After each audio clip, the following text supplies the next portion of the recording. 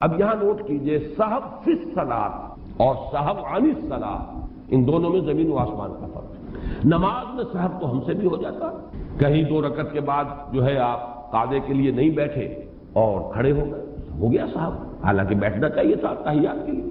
اور اس قسم کا سہو خود حضور صلی اللہ علیہ وسلم کو بھی لاحق ہوا ہے۔ اگرچہ امام راضی نے ایک بات لکھی ہے کہ حضور صلی اللہ علیہ وسلم کے بارے میں ہماری رائے یہ ہے کہ آپ کو وہ سہو حقیقی نہیں تھا، بلکہ یہ بھی اللہ تعالیٰ نے خاص طور پر کروایا تاکہ امت کو معلوم ہو سکے کہ سہو ہو تو اس کا پھر اس کا ازالہ کیسے ہو سکتا ہے۔ اس کی چونکہ تشریعی حیثیت ہے محمد الرسول اللہ صلی اللہ علیہ وسلم کی، تو اگر آپ کو سہو کبھی ہوتا ہی نہ تو امت کو کیسے معلوم ہوتا کہ اگر نماز میں سہو ہو گیا تو کیا کروں؟ آیا نماز توڑ دوں پھر اثر نو شروع کروں، یا اس میں کوئی ہمارے لیے کوئی ازالہ ہے، کوئی صورت ہے کہ جس سے کہ اس کی جو ہے وہ کمی اور تلافی کی جا سکے؟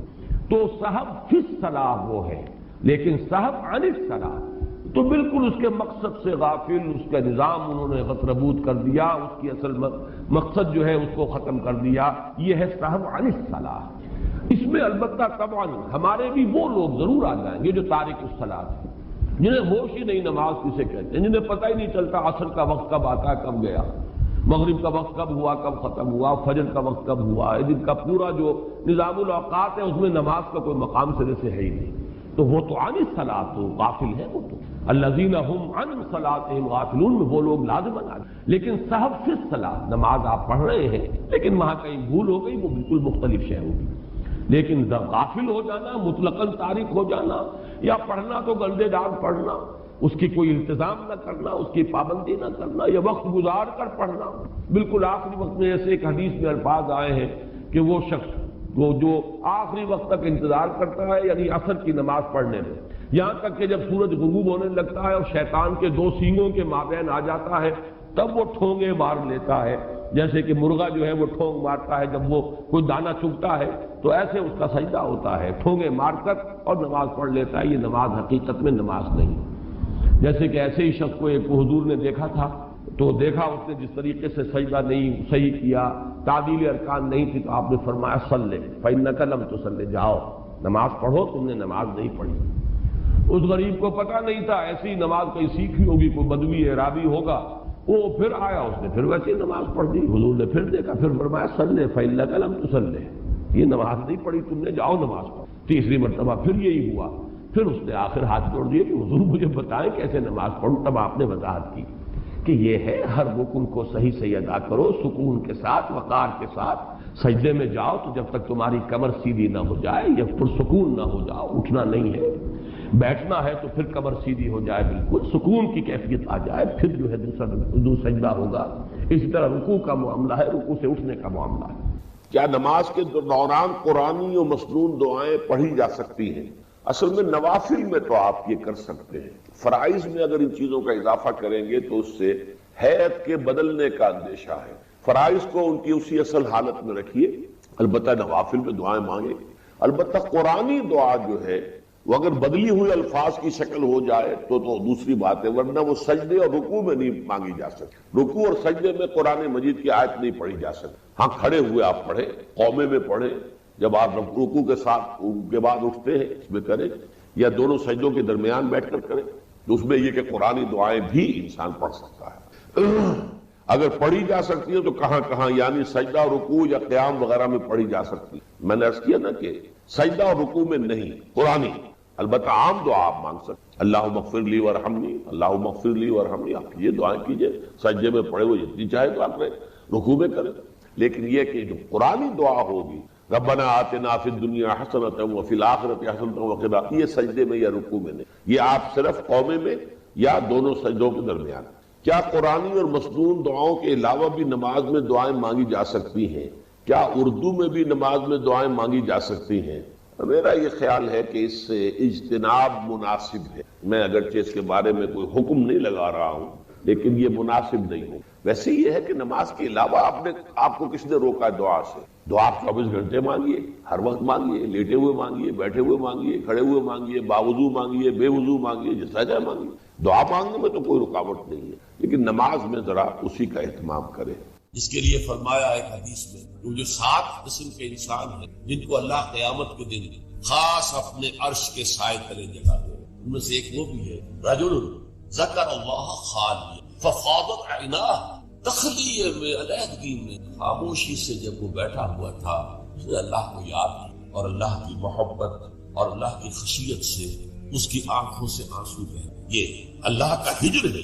یہ جو زندگی ہے یہ اللہ سے ہمارے ایک ہجر کا ذریعہ ہے. پردہ پڑا ہوا ہے ہمارے رب کے، غیب کا وہاں پردہ پڑا ہوا. اسی لیے آپ نے دیکھا حضور پر کہ جب کیفیت تھی اللہم فی الرفیق الاعلی، بس اب مجھے اس دنیا سے کوئی غرض نہیں ہے، رفیق اعلی اللہ تعالی، اللہم فی الرفیق. اب تو بس یہ جو بھی، حالانکہ حضور کے لیے تو اس دنیاوی زندگی میں بھی حضور ہی حضور. آپ فرماتے ہیں ابھی تو ادھر ربی، میں رات گزارتا ہوں اپنے رب کے پاس، وہ یطعمنی ویسقین، وہ مجھے کھانا کھلاتا پلاتا. اس لیے کہ جب آپ روزے رکھتے تھے 2 دن کا روزہ، 3 دن کا روزہ، کہ شام کو افطار نہیں کیا بلکہ وہی روزہ رات میں بھی چل رہا ہے، پھر اگلے دن شروع ہو گیا وہ روزہ چل رہا ہے 2 دن 3 دن، اس کو صوم وصال کہتے ہیں. صحابہ کو آپ نے سختی سے روک دیا، مت ہرگز نہیں. جب ان کا حضور آپ کرتے ہیں آپ ہمیں کیوں روک رہے ہیں؟ فرمایا ایکم مثلی، تم میں سے کون ہے مجھ جیسا؟ ابھی تو ادھر ربی، میں تو اپنے رب کے پاس رات گزارتا ہوں، وہ یطعمنی ویسقین، وہ مجھے کھانا کھلاتا ہے پلاتا. اب وہ کیا کھانا ہے کیا پلانا ہے تو اللہ جانے اس طرف، ہم تو اس کا تصور نہیں کر سکتے. یہ معاملہ جو ہے تو اللہ تعالیٰ کے ساتھ وہ لگاؤ، وہ تعلق. تو اگرچہ زندگی میں بھی حضور کے اور اللہ کے درمیان کوئی حجاب نہیں تھا، جیسے حجاب ہمارے ویسا تو نہیں تھا، جو بھی باریک سا پردہ تھا وہ بھی اب دوبارہ نہیں. اللہم فی الرفیق، اب تو اللہ تعالیٰ ہی سے جو رفیق ہے، بلند رفیق. اسی لیے کہا اقبال نے نشان مرد مومن بات گویم جو مرگ آئے تبسم بر لبے. مرد مومن کی نشانی یہی ہے کہ جب موت آتا اس کے چہرے پر تبسم. موت در حقیقت اپنے محبوب سے وصال کا دروازہ ہے، اپنے محبوب سے ملاقات کا دروازہ ہے. لہذا موت کے خوف کا کوئی سوال نہیں ہوتا. جو مرگ آیا کہ ذرا سی ایک خطا ہو گئی تھی حضرت اسامہ ابن زید سے. حضور کو بہت محبت تھی اسامہ سے، اپنے پوتے کی طرح سمجھتے تھے، اس لیے کہ زید کو تو اپنا بیٹا بنایا ہوا تھا، زید ابن حارثہ. وہ تو بعد میں جب آیت اتری کہ یہ کوئی منہ بولا بیٹا اسلام میں کوئی شے نہیں ہے، ورنہ پہلے انہیں کہتے تھے زید ابن محمد، اس کے بعد دوبارہ وہ زید ابن حارثہ رہ گئے. لیکن محبت کتنی، اور اس اعتبار سے گویا کہ حضرت اسامہ ابن زید وہ تو حضور کے پوتوں کے معنی. ان سے غلطی ہو گئی. ایک جنگ میں ایک کافر کے ساتھ مقابلہ ہوا دو بدو. اس کافر نے جب سمجھا کہ میری تو بس گئی، اب میں مزید مقابلہ نہیں کر سکتا، اب میری جان اس کے ہاتھ میں، اسامہ کے ہاتھ میں، انہوں نے پڑھ دیا کلمہ اشہد ان لا الہ الا اللہ واشہد ان محمد رسول. انہوں نے یہی سمجھا جو ہم ہوتے تو سمجھتے کہ جان بچانے کا ہیلا کر رہا ہے، لہذا گردن اڑا دی. کچھ دل میں اپنے خدشہ سا رہا، یہ صحیح کام کیا میں نے یا نہیں، یا ہو سکتا ہے حضور کو کسی اور ذریعے سے اطلاع پہنچی. طلب فرمایا اسامہ یہ تم نے کیا کیا؟ حضور اس نے جان بچانے کے لیے کلمہ پڑھا تھا، آپ نے نہیں کہا کہ تم غلط ہے. اللہ شققت قلبہ، تم نے اس کا دل چیر کے کیوں نہیں دیکھ لیا؟ یعنی نہ تم چیر کے دیکھ سکتے ہو، کیا تمہیں معلوم ہے، کیسے کہہ سکتے ہو یقین سے کہ اس نے جان بچانے کو کلمہ پڑھا؟ اور اے اسامہ کیا کرو گے قیامت کے دن جبکہ یہ کلمہ تمہارے خلاف استغاثہ لے کر آئے؟ تو اس کی بہت بڑی اہمیت ہے. دنیا میں پورا لیگل اینڈ کانسٹیٹیوشنل نظام اسلام پر قائم ہے، اقرار باللسان پر، لیکن اصل ایمان دل میں. یہ سورہ حجرات میں فرمایا گیا جو اس موضوع پر قرآن حکیم کی اہم ترین آیت نمبر 14 ہے. یہ قالت الاعراب آمنا قل لم تؤمنوا ولکن قولوا اسلمنا. اے نبی یہ بدو جو ہے یہ کہہ رہے ہیں ہم ایمان لے آئے، دعویٰ کر رہے ہیں ایمان کا. آپ ان سے کہہ دیجئے تم ایمان ہرگز نہیں لائے ہو، یوں کہو کہ ہم مسلمان ہو گئے ہیں، ہم نے اطاعت قبول. ولما يدخل الايمان في قلوبكم، ابھی تک ایمان تمہارے دلوں میں داخل نہیں. اللہ تو کہہ سکتا ہے نا. یہ کون سے بدو تھے؟ اصل میں جان لی اذا جاء نصر اللہ والفتح ورأيت الناس يدخلون في دين الله افواجا. جب حضور کو آخری فتح حاصل ہو گئی تو اب تمام قبیلوں نے باہم مشورہ کیا اپنی اپنی جگہ پر. It's no use resisting now. اب ہم مزید جو ہے محمد کا راستہ روک نہیں دے صلی اللہ علیہ وسلم، چلو چلے اور چل کر اسلام لے آئے. اب اس وقت جو اسلام لائے لوگ ان کی 3 حالتیں ہو سکتی. ایک تو یہ کہ واقعی ایمان دیانت کے شعور کے ساتھ خلوص کے ساتھ ایمان لائے تو وہ مومن ہو گئے. اور ایسا بھی ہو سکتا ہے کچھ لوگوں نے سوچا کہ اب تو ہمارا بس جو ہے نہیں چل رہا ہے، ابھی تو دبک جاؤ ذرا، پھر موقع کا انتظار کر کے کھڑے ہوں گے دوبارہ اور پھر ہم ان کو ختم کر دیں گے، جیسے کہ ہوا.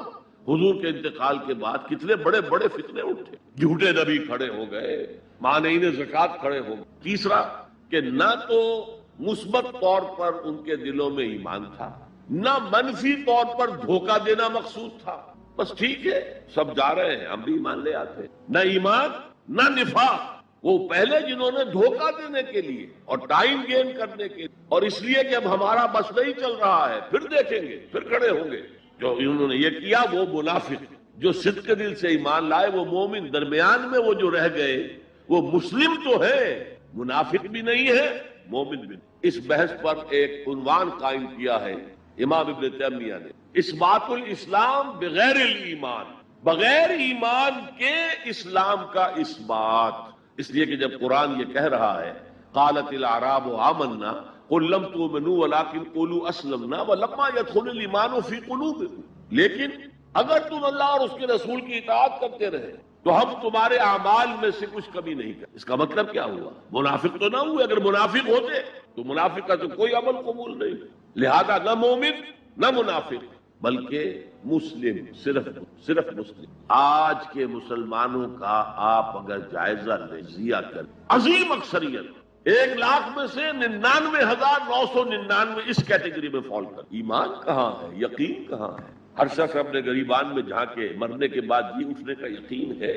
کیا یقین ہے کہ اصل زندگی آخرت کی زندگی ہے؟ وَإِنَّ الدَّارَ الْآخِرَةَ لَهِيَ الْحَيَوَانُ، یقین ہے کہ یہ قرآن اللہ کا کلام ہے۔ سورہ واقعہ کی آیات، أَفَبِهَذَا الْحَدِيثِ أَنْتُمْ مُدْهِنُونَ وَتَجْعَلُونَ رِزْقَكُمْ أَنَّكُمْ تُكَذِّبُونَ، تم اپنے عمل سے قرآن کی تکذیب کر رہے ہیں، کہتے تو ہو قرآن اللہ کا کلام ہے، ہمارا عقیدہ ہے، اللہ نے سود کو حرام کیا، تم سودی کاروبار کر رہے ہو۔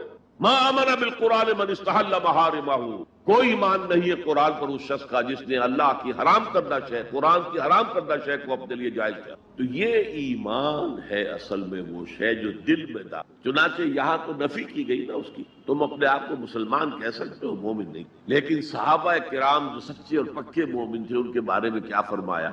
وَلَكِنَّ اللَّهَ حَبَّبَ إِلَيْكُمُ الْإِيمَانَ وَزَيَّنَهُ فِي قُلُوبِكُمْ، اللہ نے تمہارے نزدیک ایمان کو محبوب کر دیا ہے اور اسے تمہارے دلوں کے اندر کھبا دیا ہے، مزین کر دیا ہے، منور کر دیا ہے تمہارے دلوں کو۔ دل کا ایمان یہ ہے اصل ایمان۔ اور اصل ایمان کی تعریف کیا ہے پھر؟ دیکھیے کس قدر نیچرل سیکوینس ہے، منطقی بات ہے۔ یہ بدو کہہ رہے ہیں ہم ایمان لے آئے، نبی کہہ دیجیے تم ایمان ہرگز نہیں لائے ہو، ما عمل تم نہیں آیا ہے، لم تؤمنوا، یہ تاکید کے لیے ہوتا، بہت تاکید، ہرگز ایمان نہیں لائے، ولکن قولوا اسلمنا، بلکہ کہو کہ ہم اسلام لے آئے ہیں، ہم نے اطاعت قبول کر، ولما يدخل الايمان في قلوبكم، ابھی تک ایمان تمہارے دلوں میں داخل نہیں آیا۔ وَإِن تُطِيعُوا اللَّهَ وَرَسُولَهُ لَا يَلِدْكُم مِّنْ أَعْمَالِكُمْ شَيْئًا إِنَّ اللَّهَ غَفُورٌ رَّحِيمٌ، اس حالت میں بھی اگر تم اللہ اور اس کے رسول کی اطاعت کرتے رہو گے تو یہ اللہ تعالیٰ چونکہ غفور اور رحیم ہے یہ رعایت کرے گا کہ تمہارے اعمال کو تسلیم کر لے گا اور اس کے اجر سے تمہیں محروم نہیں۔ لیکن اصل سیکوینس جو میں بتا رہا تھا، اب اس آیت کے نتیجے میں سوال پیدا ہو گیا نا، ڈیفائن ایمان، tell us what is ایمان، we want to be accepted as momins، تو بتایا جائے ایمان کیا ہے، اس کے تقاضے کے کانٹیکسٹ کے اعتبار سے یہ قرآن مجید کی اہم ترین آیت ہے ایمان کو ڈیفائن کر۔ انما المؤمنون الذين آمنوا بالله ورسوله ثم لم يرتابوا وجاهدوا باموالهم وانفسهم في سبيل الله، مومن تو صرف وہ ہیں جو ایمان لائے اللہ پر، اس کے رسول پر، پھر شک میں ہرگز نہیں پڑے، یقین کی کیفیت ہو۔ ابھی آپ نے سورہ تکاثر سنی تھی، عین الیقین، علم الیقین، ایک تیسرا درجہ اور ہے حق الیقین۔ یقین کے بھی 3 درجے ہیں، معمولی بات نہیں ہے۔ ایک ہے حدیث میں جسے کہا گیا احسان، حضرت جبرائیل نے حضور سے پوچھا اخبرنی عن الاحسان، آپ نے فرمایا ان تعبد اللہ، ایک روایت میں ان تعمل للہ ہے، تیسری روایت میں ان تخشى اللہ کانک تراہ فإن لم تکن تراہ فإنہ یراک۔ احسان یہ ہے کہ تم اللہ کی عبادت کرو یا اللہ کے لیے عمل کرو، بھاگ دوڑ کرو، یا اللہ کا خوف تمہارے دلوں میں ہو اس طرح گویا کہ تم اللہ کو اپنی آنکھوں سے دیکھ رہے، یہ احسان، یقین کا وہ درجہ۔ تو انما المؤمنون الذين آمنوا بالله ورسوله ثم لم يرتابوا، پھر انہوں نے شک ہرگز نہیں کی، وجاهدوا باموالهم وانفسهم في سبيل الله، اور پھر جہاد کیا انہوں نے اپنے مالوں کے ساتھ، اپنی جانوں کے ساتھ اللہ کی راہ. یہ ذرا تفصیل طلب مسئلہ ہے، جہاد سے مراد کیا ہے کسی اور موقع پر انشاءاللہ اس پر روشنی ڈالوں گا. لیکن اس وقت موضوع کے اعتبار سے کیا بات تھی کہ ایمان کے دو درجے ہیں. ایک ایمان قانونی ہے جو اقرار باللسان پر مبنی، ایک ایمان حقیقی ہے جو قلبی یقین سے عبارت ہے. اب ایک نیا مسئلہ سامنے آتا، آیا اعمال ایمان کا حصہ ہے یا ایمان پر مستزاد کوئی حقیقت ہے اعمال صالحات؟ کیونکہ اگلی شرط کیا ہے؟ وَعَمِلُوا الصَّالِحَاتِ إِلَّا الَّذِينَ آمَنُوا وَعَمِلُوا الصَّالِحَاتِ.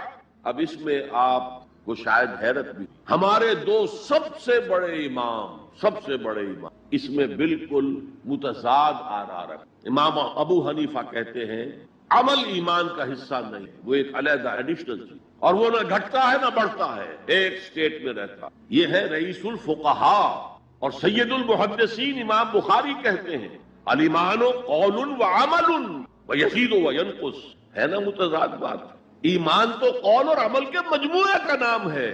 عمل صالح ایمان کے اندر انہیرنٹلی موجود ہے، اور یہ گھٹتا بھی ہے بڑھتا ہے. اصل میں ان دونوں میں تطبیق کیا ہے یہ سمجھ لی، کوئی بھی غلط نہیں کیا. امام ابو حنیفہ فقیہ ہیں، ان کا ذہن قانونی ہے. قانونی ایمان عمل سے علیحدہ ایک شے. گناہ کبیرہ کا مرتکب بھی کافر نہیں ہوتا، عمل علیحدہ شے. چوری کیا ہاتھ کاٹ دو لیکن وہ کافر نہیں ہو گیا. شادی شدہ نے زنا کیا ہے، اس کو سٹوننگ کر کے اس کو مار دو لیکن اس کی نماز جنازہ پڑھنی ہوگی، ہے مسلمان، کافر نہیں. اس اعتبار سے وہ قانونی ایمان علیحدہ ہے، عمل علیحدہ. اور یہ قانونی ایمان نہ گھٹتا ہے نہ بڑھتا. یہ تو ایک سٹیٹس ہے جو آپ کو کانسٹیٹیوشنلی لیگلی حاصل ہو گیا ہے، اس میں کوئی کمی بیشی نہیں ہوگی. سادہ ترین مثال یہ ہے، ایک باپ کے دو بیٹے تھے یا ہے، ایک بڑا متقی ہے، تہجد گزار ہے، نیک ہے، عابد ہے، زاہد ہے، ایک فاسق و فاجر ہے لیکن ہے مسلمان. کیا وراثت میں اس متقی کو زیادہ حصہ ملے گا اور فاسق و فاجر کو کم ملے گا؟ نہیں. Legally they are equal. المسلم کف لکل مسلم، ہر مسلمان دوسرے تمام مسلمانوں کے برابر ہے. لیگل سٹیٹس یہ برابر ہے، جامد ہے، یہ نہ گھٹتا ہے نہ بڑھتا ہے. حالانکہ ایمان کا گھٹنا بڑھنا، وہ حقیقی ایمان کی بات کر رہے ہیں. امام ابو حنیفہ قانونی ایمان کی بات کر رہے ہیں، امام بخاری حقیقی ایمان کی بات کر رہے ہیں. یہ تو ہر ایک کا تجربہ ہے. یہ ایمان جو ہے گھٹتا بھی ہے بڑھتا بھی ہے. قرآن پڑھیے، ایمان آپ کو خود محسوس ہوگا کہ اس کی حرارت بڑھی ہے. اچھی صحبت میں بیٹھیے، ایمان بڑھے گا. آوارہ قسم کے لوگوں میں بیٹھ کر گپے لڑائیے، ایمان گھٹے گا. خود محسوس ہو جائے گا کہ کوئی برف کی طرح کچھ ہے اندر پگھل رہی. قرآن میں آتا زادتہم ایمانا، ان کے ایمان کے اندر اضافہ ہوگی. تو کیسے کہا جا سکتا ہے ایمان گھٹتا بڑھتا نہیں؟ ایمان حقیقی گھٹتا بھی ہے بڑھتا بھی، لیکن قانونی ایمان یہ ایک جامد سٹیٹس ہے، ایک لیگل کانسٹیٹیوشنل سٹیٹس ہے. یہ نہ گھٹتا ہے نہ بڑھتا، اور عمل اس کے اندر داخل نہیں ہے، عمل اس پر مستزاد ہے، علیحدہ. تو پہلی شرط کے بارے میں اس قدر باتیں میں نے بتائیں، زیادہ تفصیل میں جانے کا موقع دیں. اب دوسری شرط کیا؟ وَعَمِلُوا الصَّالِحَاتِ. دیکھیے عربی زبان میں عمل اور فعل یہ دونوں الفاظ مترادف ہیں. تفعلون، یفعلون، تعملون، یعملون، لیکن ان دونوں میں فرق ہے. فعل کوئی بھی فعل ہے جو آپ سے سرزد ہو گیا، چاہے ارادی طور پر چاہے غیر ارادی طور پر. عمل وہ ہے جو ارادے کے تحت کیا جائے، جس میں جد و جہد ہو، جس میں محنت ہو، جس میں مشقت پڑ. تو فعل اور عمل کے درمیان زمین و آسمان کا. عمل محنت چاہتا ہے، جد و جہد چاہتا ہے، سعی چاہتا ہے. اور صالح سے مراد کیا ہے؟ باصلاحیت، جس میں گرو کرنے کی صلاحیت ہو. صالح اس عمل صالح جس سے کہ انسانی شخصیت نشو و نما پائے، اس کی انٹرنل پرسنالٹی. اقبال کے اصطلاح میں اس کی خودی، اس کی انا، اس کی ایگو، اس کی روحانی شخصیت ترقی پائے، نشو و نما پائے، بلندی پر جائے، اس مقام کو حاصل کرنے کی کوشش کرے کہ جس مقام پر اللہ نے انسان کو پیدا کیا. وَالتِّينِ وَالزَّيْتُونِ وَطُورِ سِينِينَ وَهَٰذَا الْبَلَدِ الْأَمِينِ لَقَدْ خَلَقْنَا الْإِنسَانَ فِي أَحْسَنِ تَقْوِيمٍ. بہترین سطح پر پیدا کیا، مسجود ملائک بنایا، اپنا خلیفہ قرار دیا. ثُمَّ رَدَدْنَاهُ أَسْفَلَ سَافِلٍ، پھر نیچوں میں سب سے نیچے پھینک دی. فرشتے ہم سے اونچے، جنات بھی ہم سے اونچے. جنات کہاں کہاں تک جاتے ہیں؟ میرا یہ خیال ہے کہ کم سے کم سولر سسٹم تک تو جنات کی رسائی ہے، آگے ہے یا نہیں مانی کہہ سکتے. لیکن یہ انسان اب محنت کرے گا. نیچے اگر پھینک دیا گیا تھا الا الذین آمنوا وعملوا الصالحات، جو ایمان لائیں گے اور نیک عمل کریں گے وہ پھر ریگین کر لیں گے اپنے اس مقام کو جس مقام پر انہیں اصلاً پیدا کیا گیا. اور جو لوگ اس مقام کو حاصل نہیں کر سکتے ان کے بارے میں قرآن کہتا ہے اولئک کالانعام، سورہ اعراف میں، یہ چوپایوں کے مانند ہیں، حیوانات ہیں، بل ہم اضل، بلکہ ان سے بھی گئے گزرے. کیوں؟ حیوان کو جس سطح پر پیدا کیا گیا اس پر اپنی زندگی گزار رہا ہے، اس سے اوپر کی کوئی صلاحیت دی ہی نہیں گئی. انسان کو لقد خلقنا الانسان فی احسن تقویم، اگر انسان حیوان کی سطح پر گر جائے جیسے کہ آج گر چکا ہے تو وہ حیوانات سے بدتر ہے. اولئک کالانعام بل ہم اضل لهم قلوب لا يفقهون بها لهم اعین لا یبصرون بها لهم آذان لا يسمعون بها. ان کا دل ہے اس سے غور نہیں کرتے، آنکھیں ہیں ان سے دیکھتے نہیں، کان ہیں ان سے سنتے نہیں. کیا ابو جہل آنکھ سے نہیں دیکھتا تھا؟ کیا ابو جہل کان سے نہیں سنتا تھا؟ یہ وہ انر شخصیت ہے آپ کی، وہ روحانی شخصیت ہے آپ کی، جو دیکھتی ہے بغیر ان آنکھوں کے، جو سنتی ہے بغیر ان کانوں کے، جو غور و فکر کرتی ہے اس عقل سے نہیں بلکہ اس قلب سے. تو اللہ نے تو سب کچھ دیا تھا، ہر ایک نے وہ روح پھونکی ہوئی ہے، لیکن یہ لوگ اپنی روح سے بیگانہ ہو گئے، بھول گئے ہیں کہ ہمارے اندر کوئی ڈیوائن ایلیمنٹ بھی ہے. ڈیوائن سپارک، یہ لفظ جو ہے مغربی فلسفے میں استعمال ہوتا ہے. ڈیوائن سپارک، ایک شعلہ ملکوتی ہمارے اندر ہے، انہوں نے بھی دیکھا ہے. لیکن آج کا انسان خاص طور پر ڈارون کے نظریے کے پھیلاؤ کی، یہ نظریہ بایولوجی کے میدان کا نظریہ تھا اور بایولوجی کے میدان میں اسے تقریباً ریجیکٹ کیا جا چکا، لیکن سوشل سائنسز میں اس طرح پرمیٹ کر چکا ہے، سوشالوجی میں، سائیکالوجی میں اس طرح پرمیٹ کر گیا ہے کہ آج کا انسان اپنے آپ کو سوائے حیوان کے کچھ نہیں. یہ ہیومن ٹریجڈی سب سے اونچی ہے. وہ شرف جو اللہ نے عطا کیا تھا، وہ مقام اور مرتبہ جو اللہ نے عطا کیا تھا، اس سے انسان خود مستعفی ہو گئے. نتیجہ کیا نکلا ہے کہ جیسے ہم کہتے ہیں کہ گھوڑا اور گدھا، کیا فرق ہے؟ گھوڑا ذرا ریفائنڈ اینیمل ہے، تمکنت ہے اس میں، گدھا بیچارہ کورس اینیمل ہے. باقی فرق کیا ہے یہ بتا. اسی طرح انسان اور شمپینزی اور گوریلا میں کیا فرق ہے یہ بتائیں. عمل صالح جو ہے وہ اس لیے ہے، اور یہ بھی نوٹ کر لیجئے جب یہ صورت اٹھی تو عمل صالح سے کیا برا تھا؟ شریعت تو ابھی نازل نہیں ہوئی. عمل صالح ایک ہی تھا، ایک ان الذین قالوا ربنا اللہ ثم استقاموا، جنہوں نے کہا ہمارا رب اللہ ہے پھر جم گئے، چاہے مارا جا رہا ہے، چاہے دہتے ہوئے انگاروں پر لٹایا جا رہا ہے. خباب بن الارت رضی اللہ تعالی عنہ لوہار تھے پیشے کے، بلایا گیا، حضور پر ایمان لے آئے تھے، انگارے زمین پر بچھا دیے، دہتے ہوئے انگارے، کہا اتارو کرتا، اتار دیے، لیٹ جاؤ، لیٹ گئے انگاروں کے. اس لیے کہ حضور کا حکم یہ تھا چاہے تمہارے ٹکڑے کر دیں، چاہے تمہیں بھون دیں، تم نے کوئی جوابی کارروائی نہیں. کفو ایدیکم، اپنے ہاتھ بندے رکھو. قرآن میں تو یہ کہیں جا کر سورہ نساء میں حکم آیا ہے. یہ ایک زمانہ تھا جب کہ تمہیں حکم تھا کہ اپنے ہاتھ روکے رکھو. مکے میں یہ حکم حضور نے دیا تھا، لہذا لیٹ گئے، پیٹھ کی کھال جلی، چربی پگھلی، اس سے وہ انگارے ٹھنڈے. ان الذین قالوا ربنا اللہ ثم استقاموا، پھر جم گئے. یا صرف ایک عبادت دی گئی تھی، راتوں کو کھڑے رہا. یا ایھا المزمل قم اللیل الا نصفہ او انقص منہ او زد علیہ ورتل القرآن. اے کمبل میں لپٹ کر لیٹنے والے صلی اللہ علیہ وسلم، کھڑے رہا کرو رات کو سوائے تھوڑے سے حصے کے. نصفہ، آدھی رات، او انقص منہ قلیلا، یا اس میں سے کچھ کم کر لو تو ایک تہائی رات. او زد علیہ، یا آدھی رات پر اور اضافہ کرو تو دو تہائی رات. اور قرآن پڑھتے رہو، پڑھتے رہو، پڑھتے رہو، پڑھتے رہو. حالانکہ قرآن کتنا نازل ہوا تھا؟ کیا یہ 30 پارے موجود تھے؟ جو چند آیتیں اتری ہیں، repeat and repeat and repeat and repeat, hammer them down into your heart and brain. یہ عبادت. باقی نہ ابھی 5 وقتہ نماز ہے، نہ روزہ ہے، کوئی شے نہیں، نہ سود حرام ہے، نہ شراب حرام ہے.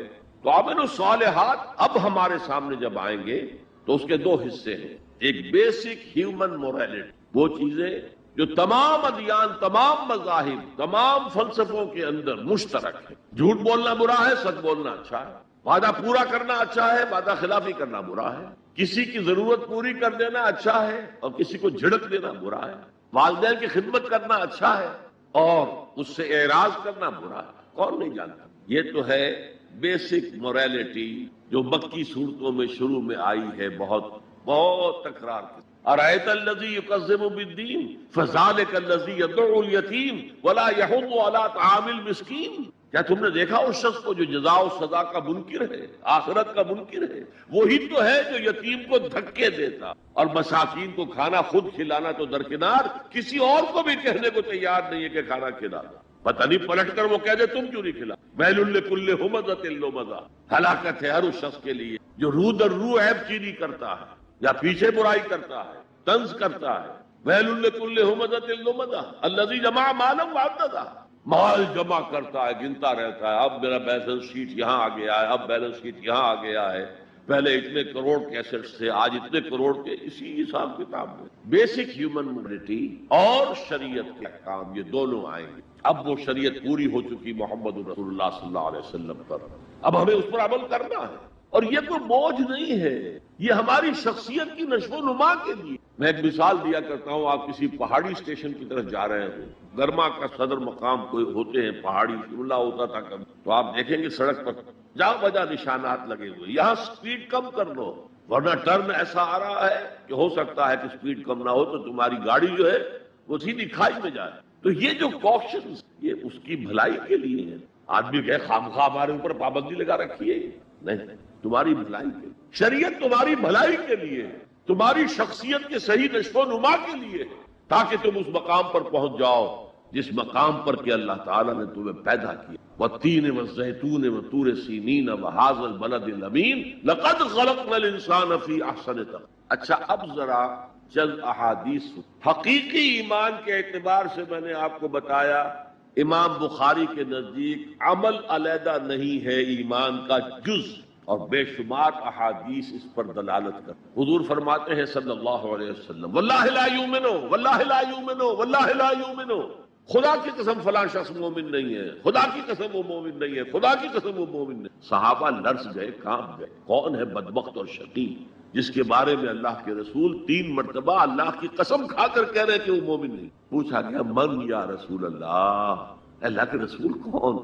فرمایا الذی لا یامن جارہ بوائقہ، وہ شخص جس کی ایذا رسانی سے اس کا پڑوسی امن میں نہیں ہے، چین میں نہیں۔ کیسے سیپریٹ کریں گے ایمان کو؟ ہے کوئی آری جو کاٹ دے ان کو علیحدہ علیحدہ کر دیں؟ لیکن یہ حقیقی ایمان کی بات ہے، قانونی ایمان کی بات نہیں۔ ویسے یہ تو کوئی گناہ کبیرہ بھی نہیں، یہ تو کج خلقی ہے نا، لیکن اس کے اوپر 3 دفعہ قسم کھائی جا رہی ہے، مومن نہیں ہے، نہیں ہے، نہیں۔